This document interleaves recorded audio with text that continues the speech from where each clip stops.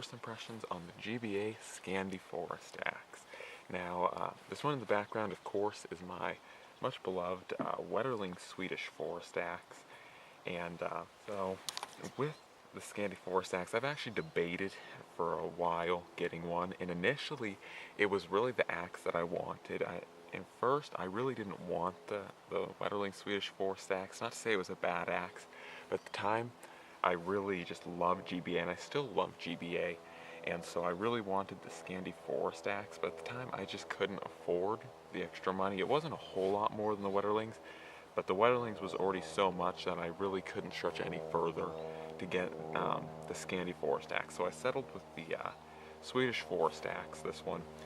And I really loved it. I still love it. It's still a great axe, and that's why I kept around or used it for 2 years without even really going over to a GBA Scandi Forest axe, was because the Wetterling's Swedish Forest axe was everything I ever really wanted, and it does its job very well. As you can tell, I also have the Wetterlings really modded out. I have a retrieval lanyard on it, and the black bear neck brace and everything on it. It's really nice looking. It looks really awesome, especially in person. The black bear is really, really nice fur. It's not super high quality fur like wolf or wolverine or anything, but it's really nice fur for the job. And I really love that brace that I put on it. Primarily on this, because this is my first impressions on the GBA Scandi Forest axe. First impressions, pretty much, it is a lot like the Wetterling's Swedish Forest axe. Sorry if I get their names mixed up. I'm probably going to mix up their names because they're so much alike. But they're very similar axes. Of course, they do have minute differences, and they each have their own pros and cons. First off, the GBA is, of course, a little smaller. It's 25 inches in comparison to 26.5 inches on the Wetterlings. Of course, the sheath is different. The grind is different as well. The handle, also, to get back to it really quick, it's a little bit thinner, has a more defined fawn's foot. It's a little hard to see in there, but it has a more defined fawn's foot. Sorry, I cannot really get that in focus, but it's a lot more defined than on the Wetterlings. The Wetterlings, as you can see, has a lot less defined, pretty much, fawn's foot, so it doesn't trap your hand in as well when you're choked all the way back on it. But a little bit, like I said, a little bit thinner handle, and this is a newer GBA, so it isn't coated in linseed oil. It comes bare.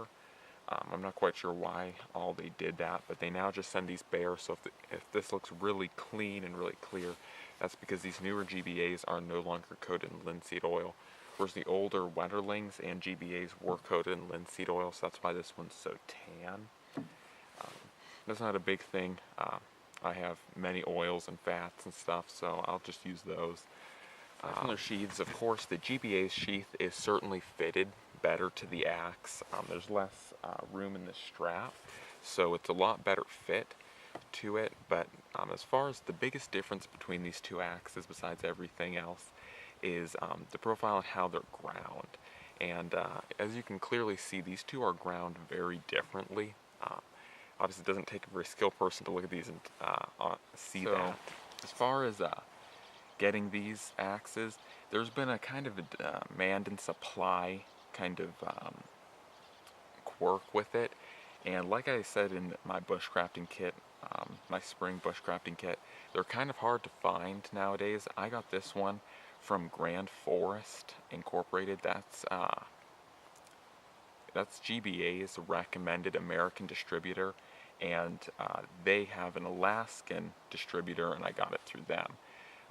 But another good place to go, because the problem with Gransfors is, since they get straight from GBA, they have a waiting time of about 3 months, because I have friends that have ordered directly from Gransfors, and what Gransfors has said to not only me, but them, is that they have about a 3-month wait. Luckily, the Alaskan distributor actually had these axes, so I didn't have to wait 3 months. I just waited like 2 weeks. But I know not everyone's going to be that lucky. And for anyone in lower 48, I would recommend Rutabaga Paddle Sports. The only reason I didn't order from them is because they don't ship to Alaska, but they have these axes, the Scandi Forest axe, not all of GBA's axes, but primarily the Scandi Forest axe, and for a pretty good price. Both Gransfors and Forest axes for right around $135, and that's not including shipping, but both of them are around that same price.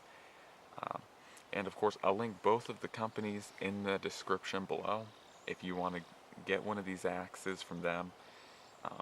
They're great axes. They're really lightweight in comparison to a Wetterlings. I don't want to make too many comparisons to the Wetterlings, assuming that you guys have, all of you have Wetterlings. I know most of you guys are trying to decide either GBA or Wetterlings. They're both really good designs, but what I would look at is really what you want to do with them, whether you want to cut really deep into wood, which the Wetterlings does, or if you want to split wood, and for that it's more personal application, but really either of them.